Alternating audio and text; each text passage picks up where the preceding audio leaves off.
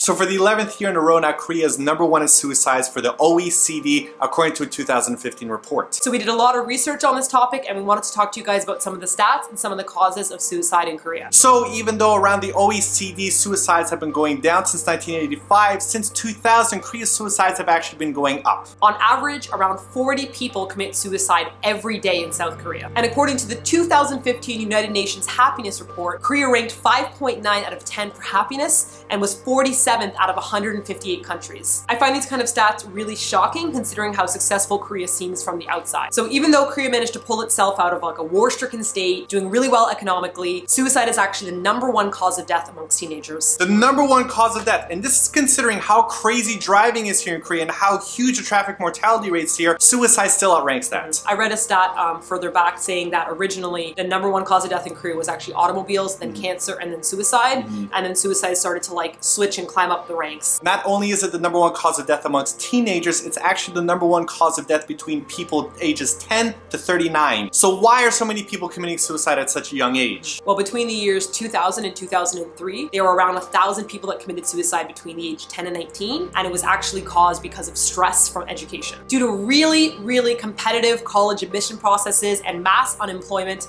a lot of teenagers are feeling extreme stress. So in other words, it's school stress that's causing so many people to commit suicide. Yeah. So then why is there like this massive stress to get into like these 3 top-tier universities, like Because the Sky universities? I didn't feel this pressure at all when I was younger. If I got a bad grade in a test, I didn't care. I just went on with the rest of my life. Yeah, the problem is it's really tied into the idea of being successful in Korea. Yes. So like a lot of my students in my school, they might get into like tons of different universities, but these 3 universities are really the only ones that people kind of like think about. They're the only ones that matter, quote unquote. That's a good way to say it. So then if you get into these universities, it's suggested that, oh, by getting in, then you're gonna get that great job at one of those good companies, and it's kind of like the rest of your life is set. So imagine being told this since you're like a little kid. And you've been training your entire life for this test. If you don't get good enough grades to get into this university, then why are you living? And this is pretty much the mentality that a lot of students have in Korea, while I didn't necessarily feel that in Canada whatsoever. Yeah, it seems like it's a really huge pressure on your shoulders at a really young age when you're really like emotionally volatile, right? I even had one of my students at school commit suicide, which is just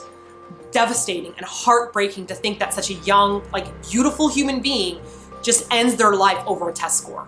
In fact, this is such a serious issue in Korean schools that during exam times, the rooftops are actually locked off because there have been many instances in which students in the middle of tests, when they realize that they're not doing well enough on the test, put down their pencil, walk to the top, and jump off right in the middle of a test. So even like the apartment complexes in your neighborhood, the roof access will be like locked off, all these different locations to during prevent. university testing time.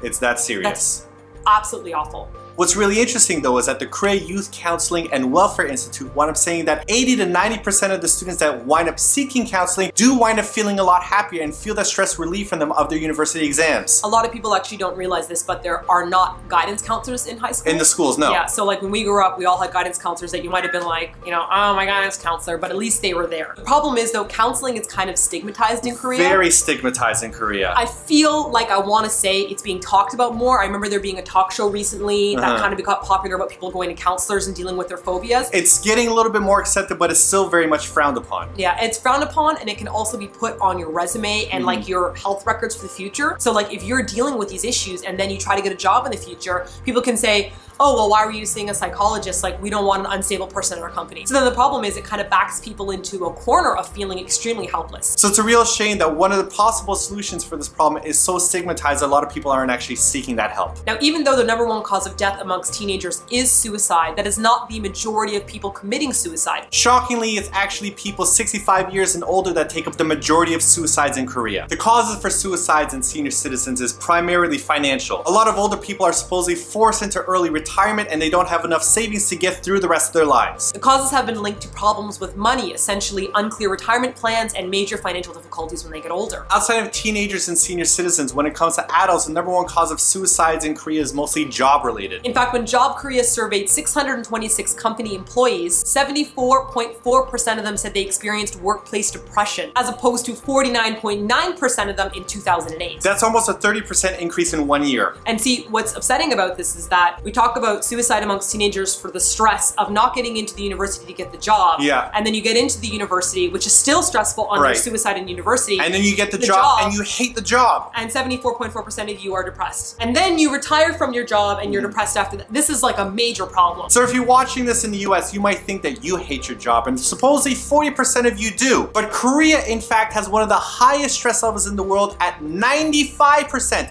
Not 40%, 95%. So Korea has obviously realized that this is an issue, and they're actually taking some steps to try to prevent suicide. So the government has started an anti-suicide movement called Life 2019. Korea's goal is to actually lower the suicide rate from 40 people per 100,000 down to 19 by 2019. So the Korean government tried to initiate a plan which kept people from studying too long or like staying at a cram school past like midnight. Supposedly after 10 p.m. you're not allowed to operate the school, but that doesn't actually mean anything because a lot of schools just wind up turning off their lights and keeping students in there just so that they could appear as if they close down at 10. So there's a real big difference between the government saying that they're trying to make changes and those changes actually being implemented. It seems like, you know, it has to come from within. Like the government can say it's legal, but the parents have to say, oh, you're right. I shouldn't let my students stay late. They should come home and have some free time. So it needs to be like a full change of attitude before this is gonna work. Similar efforts are trying to be made in the workplace in which the government is trying to make people take more of their vacation days. Even though they have vacation days, they are a bit too afraid to take them because they're worried about the work that's gonna pile up and they're worried about the stigma that they will get in the office if they want to take a vacation. Yeah, you seem like you're lazy. Exactly. Or like someone can replace your job while you're gone. So then you're not gonna leave, right? You're not gonna take vacation. But then again, there's a difference between the government telling you to go on vacation and your boss telling you that you can't go on vacation. Who are you gonna listen to? Probably your boss. Yeah, but there have been some really awesome movements happening at the big companies, like the cable companies. I don't remember which one, but I know that there's a company that's been locking their employees out of the computer system. Right, so you can't log into the system and do your work from there. So you're on like your honeymoon and you're like secretly in Fiji on the laptop, like you won't be able to, they'll like just lock you out. So those are two big steps that the government's trying to make to reduce the stress and make people feel less competitive so that hopefully suicide rates in Korea will drop by 2019. And I want to say to any of you watching right now, if any of you guys are having suicidal thoughts or have a friend who's struggling with depression or you're going through a crisis, please, please, please click on the link here below. It has links to worldwide suicide and crisis support phone numbers. Please, please, please click this link if you're feeling that way. We know that a lot of you aren't watching within Korea. There are a lot of you from all over the world, so this link will be relative to wherever you are. Yes, and on our blog post, we're going to be setting up links as well to if you're Korean and you're dealing with issues, I've got sites linked for you in Korean.